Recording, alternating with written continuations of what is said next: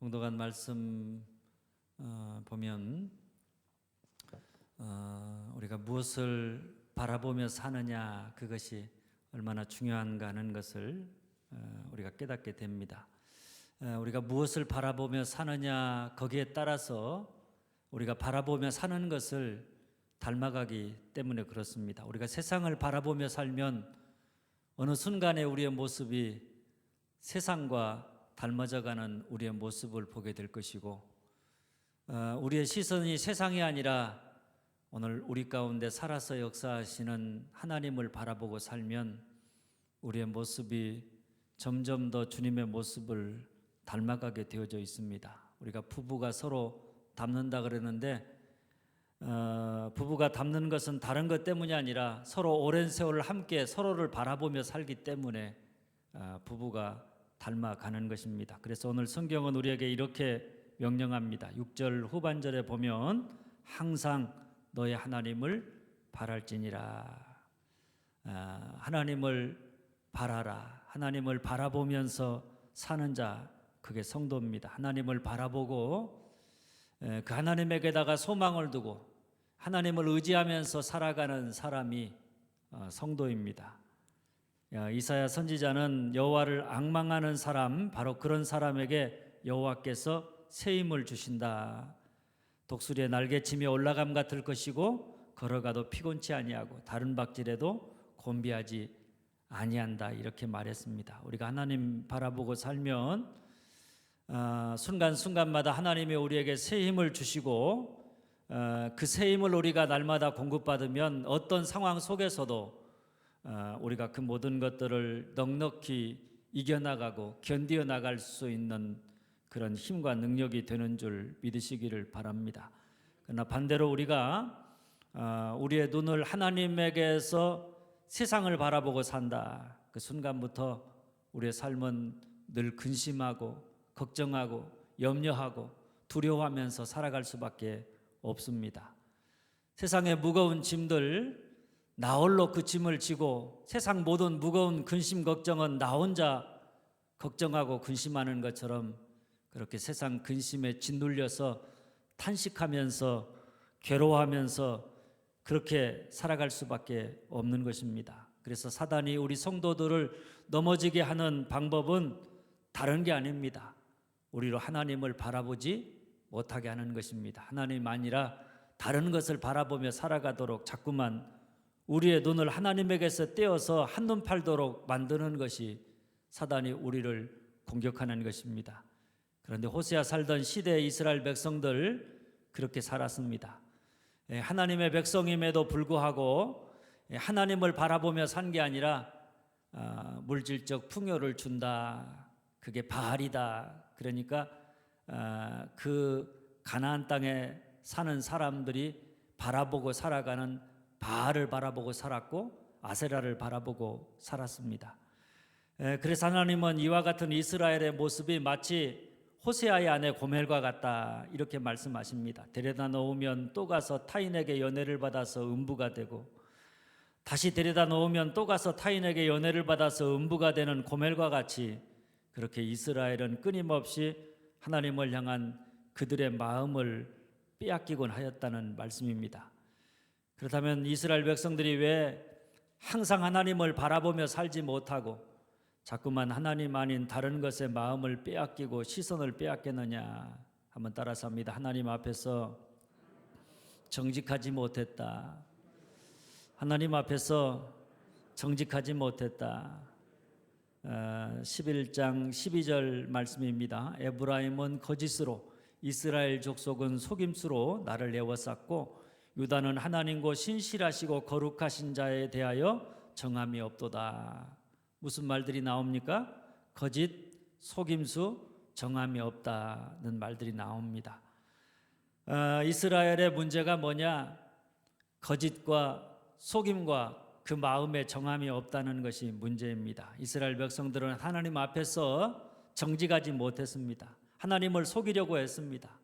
경건하지 않으면서 경건한 척 하려고 했고, 강하지 않으면서 강한 척 하려고 했고, 능력이 없으면서 능력이 있는 척 하려고 했고, 죄인이면서도 거룩한 척 하나님을 사랑하지 않으면서도 하나님을 사랑하는 척 했습니다.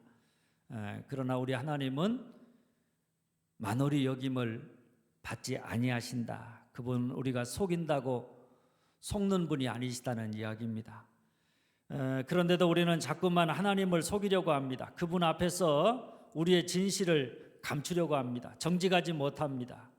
이것이 우리로 하여금 하나님에게서 멀어져 가게 하는 이유라고 하는 이야기입니다. 사실 우리 인간은 누구나 다 연약합니다. 그래서 우리가 원하든 원하지 아니하든 살면서 죄를 짓는다는 것, 실수한다는 것, 넘어진다는 것, 그 연약함으로 말미암아서 우리가 세상 사람들처럼 근심하고 걱정하고 두려워하고 염려하며 산다는 것, 그것을 피할 수가 없습니다. 우리가 어차피 잘못을 범하고 실수하고 죄를 지을 수밖에 없는 그런 자들이라면 그런 우리에게 필요한 것은 뭐겠습니까? 그럴 때마다 정직해지는 것입니다. 정직하게 우리의 허물과 죄를 고백하고 정직하게 우리의 연약함을 인정하면서 주님을 향해서 주님 나를 용서해 달라고, 주님 나는 주의 도우심이 없이는 아무것도 할 수 없는 연약한 자라고 주의 도우심을 간구하는 길밖에는 다른 방도가 없는 줄 믿으시기를 바랍니다. 만일 우리가 하나님 앞에서 우리의 죄인됨과 우리의 연약함을 인정하려고 하지 아니하고 자꾸만 거룩한 척, 강한 척, 자기를 속이려고 한다. 그러면 우리는 죄를 범하고 실수를 할 때마다 아담과 하와처럼 하나님의 낯을 피하려고 더욱 안간힘을 쓰게 될 것입니다. 그런 자기의 죄악과 연약함을 보이지 않기 위해서 더욱 열심히 자기를 포장하려고 그렇게 노력하다가 그 포장하는 것에 자기 열심, 자기 의에 빠져서 실제 자기는 한없이 연약하고 한없이 죄악된 모습인데도 불구하고 마치 자기가 꽤나 괜찮은 사람인 것처럼 그렇게 자기 자신을 속이고 그런 자기의 모습을 보고 진짜 자기가 누구인지, 내가 왜 하나님만을 바라보고 의지하며 살아야 하는지를 잃어버리게 되는 것입니다. 그러나 여러분, 우리가 죄를 짓는다는 것, 우리가 연약하다는 것, 그것이 우리로 하여금 하나님에게서 멀어져 가게 하는 이유가 될 수 없다는 사실을 알아야 합니다. 우리가 죄를 지을 수 있고 때로 실수할 수도 있습니다. 때로 넘어질 수도 있습니다. 때로 세상 사람들처럼 믿음이 있다고 하는데 어떻게 저럴 수 있는가, 이런 연약한 모습으로 우리가 우리 자신의 그런 연약한 모습을 보고 실망할 때도 있습니다. 그러나 그럴 때마다 우리가 우리의 잘못과 죄를 솔직히 인정하면 우리는 더욱 주님에게 가까이 나아가서 주님의 용서와 주의 도우심을 간구할 수밖에 없는 줄 믿습니다. 그러니까 우리가 죄인이다, 연약하다라고 하는 사실은 우리로 하여금 하나님에게로서부터 멀어져 가게 하는 이유가 아니라 그 반대로 하나님 없이는 살 수 없다는 사실을 깨닫고 더욱더 하나님을 바라보고 하나님 의지하고 하나님을 가까이 하고 주의 도우심을 간구하게 하는 줄 믿으시기를 바랍니다. 그러니까 뭐가 중요합니까? 중요한 것은 정직한 것이 중요합니다. 하나님 앞에서 거짓된 모습으로 살지 아니하고 나를 포장하지 아니하고 그저 내가 죄를 지었을 때 하나님 앞에 주님, 내가 죄를 지었습니다. 내가 연약함으로 말미암아서 실수하고 넘어졌을 때 하나님, 내가 이것밖에 안 됩니다. 하나님 도움이 없으면, 하나님 은혜가 없으면 나는 이것밖에 안 되는 사람입니다. 하나님 앞에 내 모습 그대로 정직하게 드러냄으로 말미암아 주님이 친히 우리를 용서하시고 주님이 친히 우리를 변화시키시는 그런 삶을 사는 자가 되어야, 우리가 내 모습 그대로 주님 앞에 나오는 것, 정직한 삶, 바로 그것이 우리에게 중요한 줄 믿으시기를 바랍니다. 둘째, 그런데도 따라서 합니다. 바람을 먹고 동풍을 따라간다. 바람을 먹고 동풍을 따라간다. 1절 전반절 말씀입니다. 에브라임은 바람을 먹으며 동풍을 따라가서, 우리가 흔히 하는 말 중에 허파에 바람 들어갔다 그러죠. 어떤 사람 보고 그렇습니까? 허풍 떠는 사람입니다.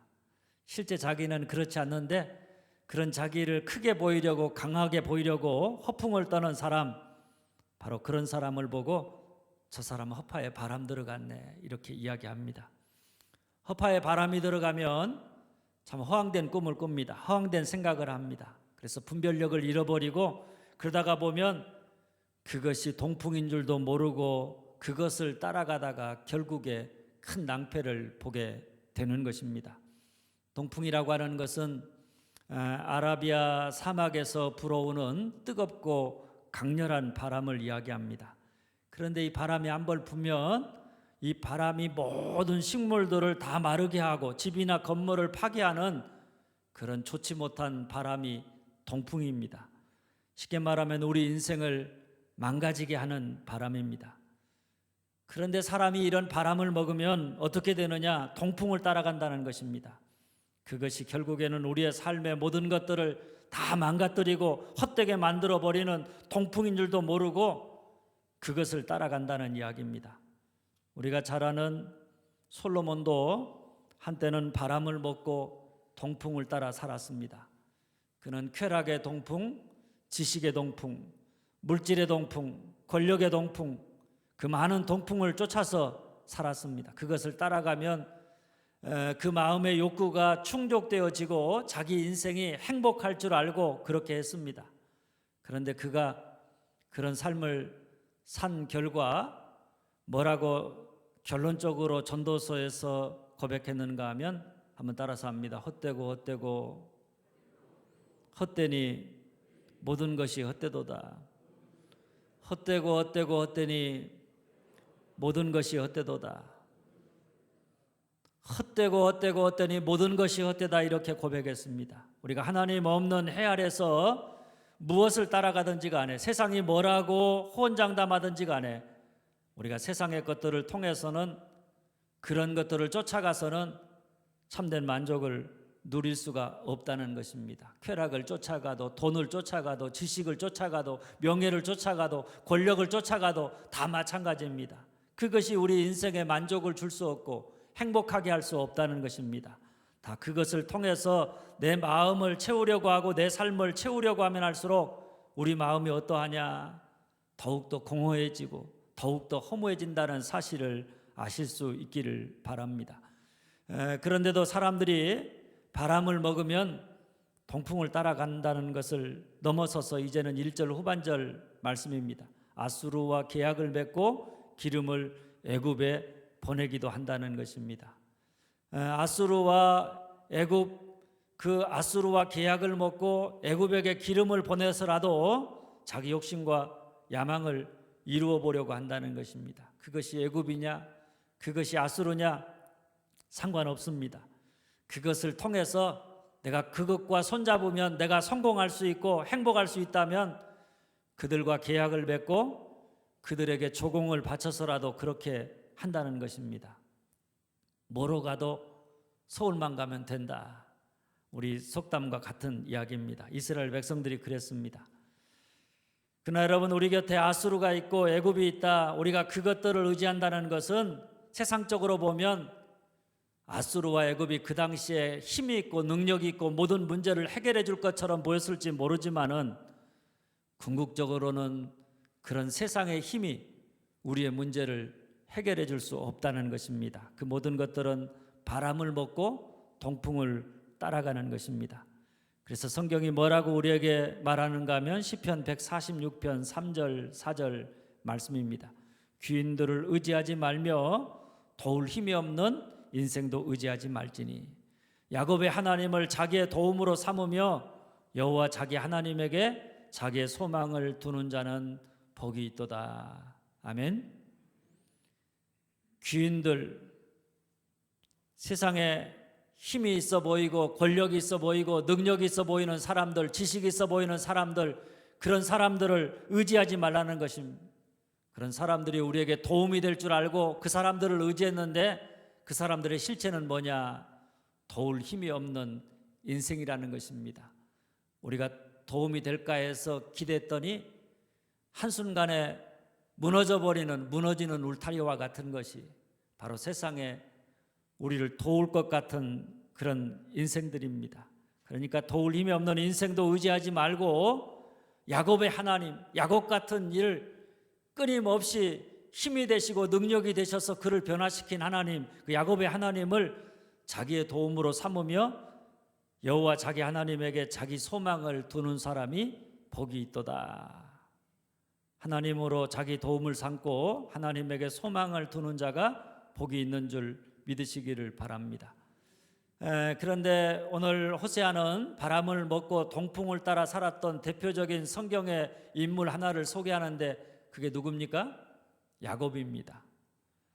바람을 먹고 그 허파에 바람 들어서 그것이 잘못된 길인지도 모르고 그 길을 쫓아서 일생을 살다가 너무나 많은 세월을 허비했던 대표적인 인물을 꼽으라고 하면 야곱입니다.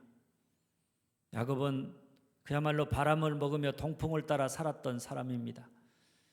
그는 자기의 야망, 자기의 욕심을 이루기 위해서는 그것이 아수르이든 애굽이든 상관하지 아니하고 무조건 그것을 의지하고 이용했습니다. 그렇게 해서라도 그는 자기 욕심을 채우면 그것으로 내 인생은 행복할 것이다, 이렇게 생각하며 그의 인생을 살았던 사람입니다. 그래서 3절은 이렇게 말합니다. 야곱은 모태에서 그의 형의 발 뒤꿈치를 잡았고, 태어나면서부터 그냥 형 다음으로 태어났다 이렇게 표현하지 아니하고 성경이 뭐라 그러냐면 발 뒤꿈치를 잡았다, 이렇게 이야기합니다. 형의 발 뒤꿈치를 잡고 태어난 사람이라는 것입니다. 야곱은 자기의 성공과 욕심을 위해서라면 그가 자기 형이라고 할지라도 주저함 없이 형을 배반하고 형의 뒤통수를 쳤습니다. 그는 형을 속여서 배고파하는 형에게 팥죽 한 그릇에 장자권을 빼앗았고, 아버지를 속여서 형이 받아야 할 장자의 축복을 가로챘습니다. 삼촌 라반의 집에서 삼촌을 속여서 삼촌 집의 재산을 가로챘습니다. 그리고 라헬을 연애해서 그를 얻기 위해서 삼촌 라반의 집에서 14년을 종처럼 일했던 사람입니다.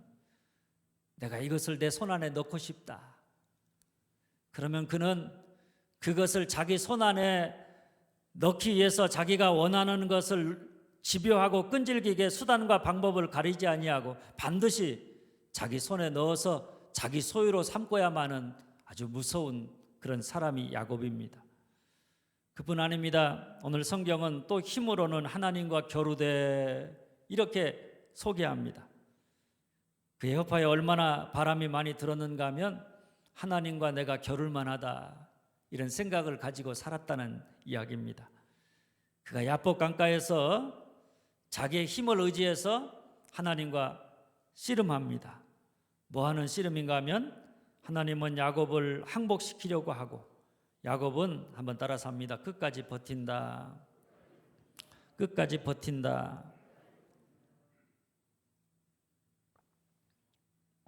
야곱은 끝까지 자기를 포기하지 아니하고 하나님과 싸우면서 자기를 내려놓으려고 하지 않습니다. 끝까지 버팁니다. 어떤 분은 야복 강가에서의 하나님과 씨름하는 야곱의 모습을 보고 야곱이 하나님께 열심히 기도했다, 참 아름답다, 나도 저렇게 기도하고 싶다, 이렇게 해석하기도 합니다. 그러면서 우리도 야곱처럼 축복을 받으려면 우리가 바라는 우리의 소망을 가지고 그렇게 열심히 하나님과 씨름하면서 기도해야 된다. 그러면 하나님이 들어주신다. 전혀 본문의 내용과 상관없이 자기 멋대로 해석을 합니다. 그러나 팩트는 뭐냐? 사실은 뭐냐? 사실은 창세기 32장 24절에 보면 그 장면을 이렇게 말합니다. 야곱은 홀로 남았더니 어떤 사람이 날이 새도록 야곱과 씨름하다가, 어떤 사람이 야곱과 씨름했다고 말합니다. 그리고 그 사람이 자기가 야곱을 이기지 못함을 보고 이렇게 말합니다. 이 말은 어떤 사람이 야곱을 넘어뜨리려고 야곱과 씨름을 했는데 이 야곱이란 놈이 얼마나 독한 사람인지 끝까지 버티더라는 이야기입니다. 그래서 이기지 못했다, 이런 이야기입니다. 분명히 야곱이 어떤 사람과 씨름한 것이 아닙니다. 야곱은 그저 자기에게 씨름을 걸어오는 그 사람에게 지지 않기 위해서 버틴 것뿐입니다. 그러니까 우리가 오해하고 있는 것처럼 야곱이 형 에서를 만나기 전에 하나님 앞에 나아가서 모든 것을 다 내려놓고 하나님만을 바라보면서 하나님의 도움을 결사적으로 간구한 것이 아닙니다.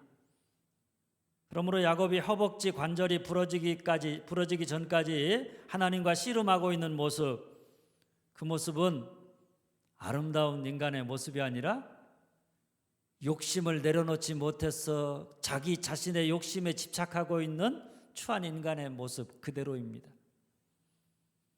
오히려 자기가 주인된 지나온 삶에 대한 주권을 포기하지 못해서 자기 욕심을 버리지 못해서 쉽게 하나님 앞에 항복하지 못하고 끝까지 버티는 인간의 그 완고함, 완악함, 추한 모습, 그것을 보여주는 것이 성경의 실제입니다.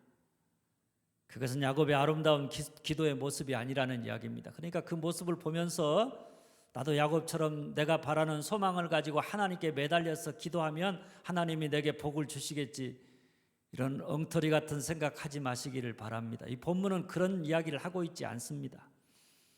더러운 욕망을 포기하지 못하고 그것을 끝까지 붙들고 발버둥치고 있는, 어찌 보면은 자기 욕심에 집착하고 있는, 자기를 부인하지 못하는 완악한 불쌍한 우리 인간의 모습입니다. 적어도 하나님에 의해서 그의 허벅지 관절이 부러지기 전까지 야곱의 모습은 그랬습니다. 그러니 여러분, 성경의 인물 중에 야곱을 보면 꼭 누구를 보는 것 같아요? 예? 대답을 안 하셔? 누구를 보는 것 같아요? 저를 보는 것 같아요? 나를 보는 것 같잖아요. 그죠? 아무개가 아니라 나를 보는 것 같아요. 성경의 야곱의 이야기를 읽다가 보면 그 야곱이 오늘 나의 모습이에요. 우리가 신앙생활 한다고 하는데, 하나님을 믿는다고 하는데 야곱과 같이 자기 욕심을 이루고자 집착하고 있는, 자기를 부인하지 못하고 여전히 그렇게 신앙생활하고 있는 우리의 모습을 하나님과 겨루어서 끝까지 버티고 무릎 꿇지 않으려고 하고 자기를 내려놓지 않으려고 하는 그런 우리들의 모습을 적나라하게 보여주는 인물이 성경의 야곱입니다. 그러니까 야곱을 보면 꼭 나를 보는 것 같아요. 한번 따라서 합니다. 야곱을 보면 꼭 나를 보는 것 같습니다. 맞아요? 야곱을 보면 꼭 저 인간은 야곱 같아. 그런 사람 뭔가 잘못된 거예요. 다른 사람이 아니라 나를 보고 성경 안에 그 야곱의 모습 속에서 나의 모습을 봐야 돼요. 그것이 헛된 것이고 잘못된 것인 줄 알면서도 자기 욕심을 포기하지 못하고 자기 욕심의 노예가 되어서 관계를 다 틀어버리고, 그리고 욕심 사납게 거기에 집착해서 살아가는, 모든 것이 끝났다고 하나님이 그 다리 몽댕이를 분지러 놨을 때야, 그때서야 비로소 하나님 앞에 항복하는 야곱 같은 사람들, 내가 붙들고 있는 것, 그것 놓으면 내 인생이 큰일 날 것 같은 마음에 그것을 더욱 굳게 붙잡고 거기에 집착하면서 살아가는 사람들, 그래서 늘 불안해하고 초조하고 두려워하며 살아가는 사람들, 바로 오늘 여러분과 저의 모습은 아닌지 모르겠습니다. 공자의 논어에 보면 나이 40을 부록이라고 합니다. 그리고 50을 지천명이라고 그러고 60을 뭐라고 합니까? 이순이라고 합니다. 제가 올해가 이순입니다. 벌써 그렇게 됐어요. 이순이라는 말은 모든 일을 들어서 저절로 알게 된다. 60이 되면 세상의 이치를 깨닫게 되어지는, 그때 가면 그때 조금 인생이 뭔가, 세상이 뭔가를 깨닫게 되어진다는 이야기입니다. 사람이 인생이 60이 되어야, 그때야 비로소 자기가 붙들고 버틴다는 것, 그 자기가 붙잡고 있는 것, 집착하고 있는 것, 그런 자기의 모습을 보고 60까지는 자기 마음대로 살아왔던, 자기를 붙들고 버티고 있는 자기의 모습을 보고 60이 되어서야 비로소 손을 들고 항복한다는 이야기입니다. 그러니까 인간이요, 몇 살 살아요? 오래 살아봤자 90까지 살잖아요. 옛날에는 몇 살까지 살았어요? 60 살면 많이 살았고, 좀 많이 살면 70까지 살았어요. 그런데 60까지 자기 멋대로 산다는 거예요. 그리고 60이 되어서야, 그때서야 한 10년, 20년 남겨놓고 그때서야 그때 비로소 자기를 내려놓는다는, 그리고 순리를 따라 살아가는, 하나님의 뜻을 앞에서 항복한다는 이야기. 그러고 보면 인간이라는 것이 얼마나 완악한 존재인가. 그래서 출애굽기를 우리가 읽다가 보면 이스라엘 백성들의 모습을 한마디로 하면 어떤 모습이에요? 완악하다 그래요. 완악하다. 얼마나 완악하니? 그게 우리들의 모습입니다. 옆 사람 보고 한번 인사 한번 해보겠습니다. 형제님, 참 즐기시군요. 오래 버티셨습니다. 즐겨요. 우리가 얼마나 고집스러운지 몰라요. 얼마나 완악한지 몰라요. 아니다 싶으면 하나님의 말씀입니다. 하나님 말씀과 내가 다르다. 그러면 그냥 나를 내려놓고 포기하면 되는데 그걸 못해요. 너무 완악해요. 갈 때까지 가는 거예요. 하나님이 손댈 때까지 그냥 자기를 고집하고 자기를 집착하고 살아가는 완악하고 어리석은 모습, 이기적인 모습, 그런 모습을 보게 됩니다. 그러나 여러분, 우리가 아무리 즐겨도 아무리 완악해도 우리 하나님이 어떤 분이시냐? 우리 하나님이 더 즐기신 분입니다. 그러니 하나님은 절대로 우리를 포기하지 않습니다. 그래서 호세아서 11장 8절에 보면 에브라임이여 내가 어찌 너를 놓겠느냐, 이스라엘이여 내가 어찌 너를 버리겠느냐, 내 마음이 내 속에서 돌이키어 나의 국률이 온전히 불붙듯하도다. 우리가 아무리 야곱같이 자기를 부인하지 못하고 자기 욕심에 사로잡혀서 지멋대로 자기 욕심을 따라서 행하고 자기 욕심대로 살아간다고 할지라도 하나님은 그런 우리를 한번 택하셨다면 절대로 우리를 포기하지 않으신다. 그런 우리를 놓지 않으시며 버리지 않으신다. 왜 그러느냐? 하나님이 우리를 향한 사랑의 마음이 불붙듯하기 때문이다. 할렐루야. 우리가 이쁜 짓을 해서가 아니에요. 하나님이 우리를 사랑하는 그 사랑의 마음이 불타올라서 그 하나님의 국률이 온전히 불붙듯해서 그 불붙는 사랑이 결국에 우리가 아무리 고집스럽고 완악해도 우리를 이기고 우리를 변화시키게 되어져 있는 줄 믿으시기를 바랍니다.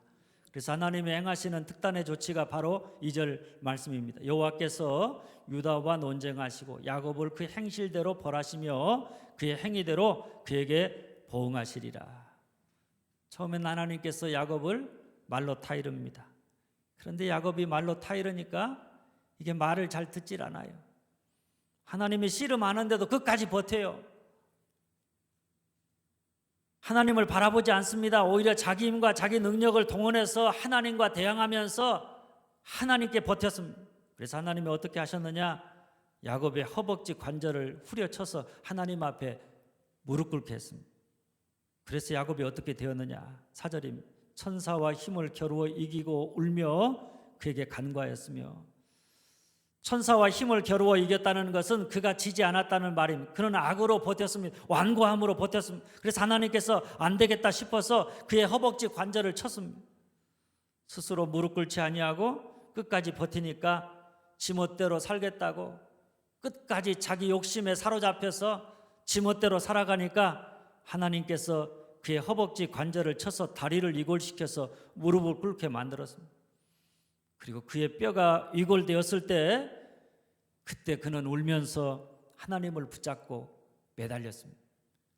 수십 년간 지켜왔던 자존심, 모든 인간의 잔꾀, 자기 욕심을 따라 살았던 그 모든 것들을 다 허물어지면서 그는 울면서 처음으로 하나님께 도움을 구합니다. 이것이 야곱의 인생의 전환점입니다. 날이 새자 떠나겠다는 하나님을 향해 야곱이 한 고백이 뭐냐면 창세기 32장 26절 말씀입니다. 한번 따라서 합니다. 당신이 내게 축복하지 아니하면 가게 하지 아니하겠나이다. 당신이 내게 축복하지 아니하면 가게 하지 아니하겠나이다. 처음부터 그런 게 아니에요. 처음부터 하나님 날 축복하지 않으면 하나님 내가 하나님 가게 하지 않겠습니다. 하나님 붙들고 막 하나님 앞에 매달려서 그렇게 기도한 게 아니라 처음에는 버텼는데 하나님이 치시니까 무릎 꿇고 난 다음에 그때 깨달은 거예요. 그리고 그때서 뭘 깨달았냐면 나는 하나님의 축복이 없으면 살 수 없는 존재구나. 나는 하나님의 은혜가 없으면, 하나님의 도움이 없으면 살 수 없는 존재구나, 이 사실을 깨닫게 된 거예요. 자기 힘, 자기 능력만 있으면 자기 지혜로, 자기 잔꾀로 지금까지 살아왔는데, 야곱이 그의 뼈가 유골되었을 때 그때 그는 깨닫게 되는 것입니다. 하나님, 내게 축복하지 않으면 가게 하지 아니하겠나이다. 나는 당신의 축복이 필요한 사람입니다. 나는 하나님의 도움이 필요한 사람입니다. 그것이 없이는 나는 살 수 없습니다. 주님, 나를 도와주시옵소서. 할렐루야. 여러분, 야곱은 자기의 허벅지 관절이 부러지는 고통을 겪고서야 비로소 하나님 앞에 항복했습니다. 그는 자기를 더 이상 속이지 못하고 하나님의 불붙는 사랑 앞에 무릎을 꿇고 울었습니다. 그리고 지금까지의 자기의 연약한 모습, 거짓된 삶을 인정했습니다. 자기 욕심을 따라 살았으면서도 하나님을 믿는 척했던 그런 거짓된 자기의 모습을 고백했습니다. 그리고 더 이상 하나님 앞에 자기를 포장하지 아니하고 그 모습 그대로 섰습니다. 그리고 무너진 자기를 보고 자기의 삶에 하나님이 얼마나 필요한지를 깨닫습니다. 자기 인생에 하나님의 축복, 하나님의 은혜, 하나님의 도움이 얼마나 필요한지를 깨닫습니다. 그것이 없이는 내가 한순간도 살아갈 수가 없구나, 내가 이룬 그 모든 것은 한순간에 다 무너질 수 있는 것이구나, 이 사실을 깨닫고 하나님의 은혜가, 하나님의 축복이 없이는 한순간도 살아갈 수 없는 자기 자신의 연약함을 보았습니다. 처음에는 하나님이 그를 붙잡고 씨름했지만 이제는 그가 하나님을 붙잡고 결사적으로 메어달려 기도합니다. 하나님, 나를 축복해 주시옵소서. 만일 나를 축복하지 아니하시면 가게 할 수 없습니다. 얼마나 간절하게 하나님 기도하고 있는지 모릅니다. 이때부터 야곱의 인생이 완전히 변했습니다. 이때부터 야곱은 자기가 아니라 하나님을 바라보면서 하나님에게다가 소망을 두고 살았습니다. 야곱이 아니라 이스라엘이 되었습니다. 하나님의 통치를 받는 사람으로 살게 된 것입니다. 할렐루야. 그러면서 성경은 야곱이 야복 강가에서 경험한 하나님을 이렇게 소개합니다. 5절 말씀입니다. 여호와는 만군의 하나님이시라. 만군의 하나님이라는 게 뭐예요? 우리 하나님은 왕 중의 왕이시다. 모든 것이 다 그분의 통치 아래 있고 그분의 주권 아래 있다. 어느 누구도 거역할 수 없는 절대적인 분이시다. 이런 고백입니다. 그러니 어떻게 하라는 말입니까? 그 하나님에게 버텨서 그 하나님과 싸우려고 하지 말고 하나님 앞에 항복하고 순종하라는 이야기입니다. 더 이상 고집 부리지 말고 버티지 말고 하나님 앞에 빨리 항복하라는 것입니다. 그분의 다스림, 그분의 주권을 받아들이라는 이야기입니다. 더 이상 야곱으로 살지 말고 이스라엘, 하나님이 왕이셔서 나를 다스리시는 삶을 살아가라는 그런 말씀입니다. 그래서 6절 말씀입니다.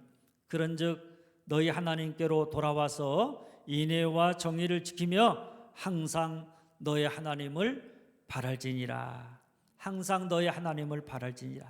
이제는 하나님께로 돌아와서 하나님이 나의 왕이십니다. 하나님이 나의 주인이십니다. 하나님의 은혜가 없이는, 하나님의 축복이 없이는, 하나님의 도움이 없이는 나는 아무것도 아닙니다. 고백하면서 하나님의 다스리심을 기쁨으로 받아들이면서 이제 더 이상 세상에 한눈 팔지 말고 너의 하나님만을 바라며 살아가라고 하는 말씀입니다.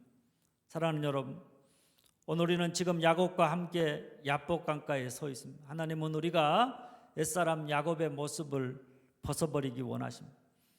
바람을 먹고 허파에 바람이 들어가서 그것이 동풍인지도 모르고 동풍을 따라 살아가는, 한순간에 다 무너져버릴 험한 것들을 쫓아 살아가는 야곱의 삶을 벗어버리고 이제는 하나님께로 돌아와서 항상 하나님을 바라는, 이스라엘 곧 하나님만이 왕이시오 하나님이 통치하시는 그런 삶을 사는 자가 되기를 원하십니다. 바라기는 이제 더 이상 자기를 고집하지 말고 늘 하나님 앞에 무릎 꿇고 자기를 부인하면서 항상 하나님을 바라고, 하나님 나를 축복하여 주시옵소서. 하나님이 내게 축복하지 않으면 가게 하지 아니하겠나이다. 야곱과 같이 간절함으로 하나님 앞에 기도하면서 오늘도 믿음으로 세상 속에서 하나님의 백성다운 아름다운 삶을 살아가기를 힘쓰는 그런 여러분들이 다 되어질 수 있기를 주님의 이름으로 축원합니다.